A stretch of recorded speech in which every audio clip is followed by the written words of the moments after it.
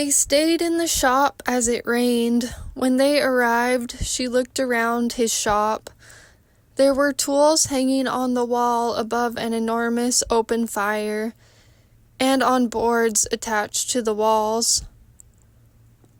On piles on the floor there were assortments of objects, and these blurred in Laine's mind with images of Dad's garage, which was more of a collection of gadgets from the places they lived, the house in Billings, the farm, Mom's place in Derby. In the large front room, Dad kept his tattered, blackened spare parts catalogs. A wooden desk supported a paper and pad, and on the wall was a calendar dated 5 years back. She laid across these chairs when she was little, with the sunlight streaming in. On the wall behind the table hung wrenches, mismatched in size, hammers with taped handles, electric drills, screwdrivers, one big and one small, intricate sprocketed tools that did something, neat coils of frizzy-haired wire, calipers, pliers, advertisements, and magazines from the 80s. Dad hung a tack board on the wall that had a photo of a buffalo crossing the road in Yellowstone. On a bench, copper plates, graphite, oil cans, dusty pink rags, car polish, and the chainsaw. There was everything except for the poster of the dogs playing poker. It smelled like chewing tobacco, gasoline, and licorice.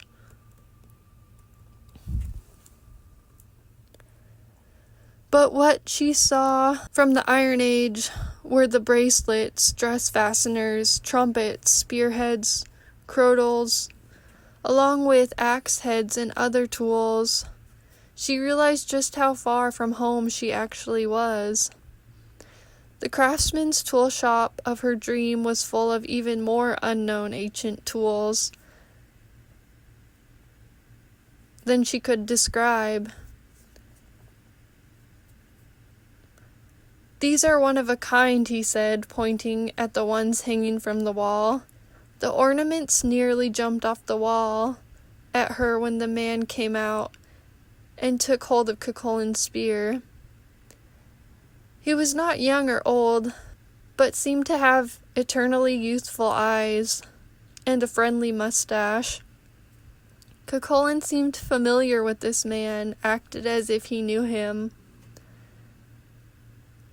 He started drumming the bells like a naughty schoolchild with the stick until they sounded like rattles, which made her hair stand up, because she was thinking, babies, rattles. You don't become a good teacher by how you think the kid should be, but by accepting them for how they are. This allowed for more detachment. "Are you sure they're not just some type of ancient jingle bell?" she asked. She had no idea what they were used for. Maybe some ritual ceremony, or getting a class's attention. "They're called crotals," the man said, and she remembered that this world was ancient and unlike her own. The craftsman seemed patient, but tired. She wondered if he had multiple responsibilities, children at home, or volunteered in his community.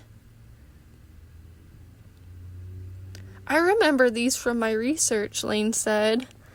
When the two men looked at her, their resemblance was unshakable.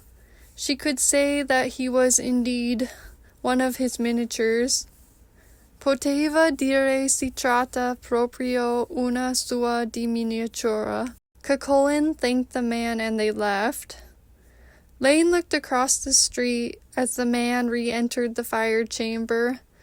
She and Cuchulain looked in on the process. The man stood in the back next to a huge open hearth.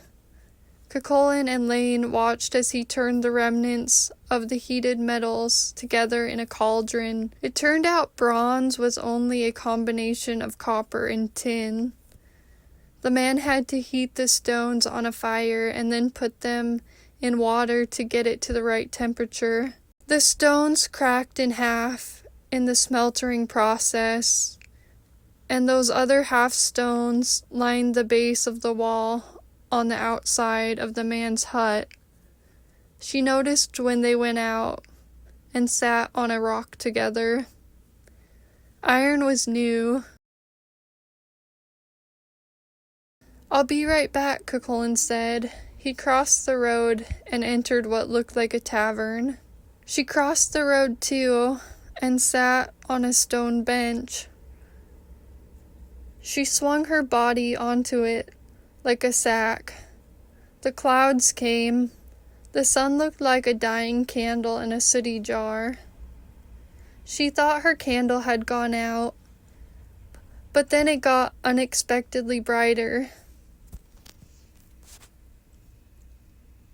Sometimes you need a lot of rain to get to the sun, but it doesn't mean you're not growing even in this season.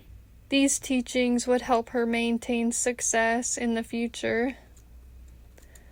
Laine pulled out her paper and began to write. While waiting for Gaybolga to be fixed, or was she waiting for the bus in the city? Sometimes she missed her home and kin, but she knew she was growing deeper roots, at least in the long run.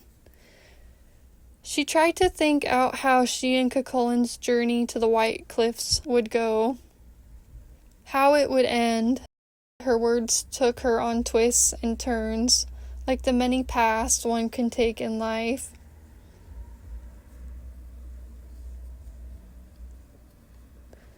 She understood only the basic directions, the premise of a child's recess game. The White Cliffs were the cliffs at the northernmost end of Ireland. If Don Cuchulain, the magic bull, could get to these cliffs before Queen Maeve and her army, he would get to stay on Ulster turf. Queen Maeve would have to give up her battle for the most illustrious bull and take her armies back from where they came. Laine figured by the time she and Cuchulain reached the White Cliffs, Dawn would be there too. All she knew was that she had to continue northward, toward her north node. It was the pole upon which all her passions circled like stars. The brown bull was meeting her full potential in life. Queen Maeve was Gwen, her old boss at the children's home, a shelter for disadvantaged youth. As Laine made her way towards her goals, she hoped she'd reach Dawn before Queen Maeve. Laine thought that Maeve would exploit Dawn if she caught him, like Gwen would her project. She thought about going into the tavern and hurrying Cuchulain up when the craftsman came out. "What are you writing?" he asked. "What are you writing?" "A story," she said. "Can you say a little more? If you're going to be famous, you have to be able to explain what you're writing about."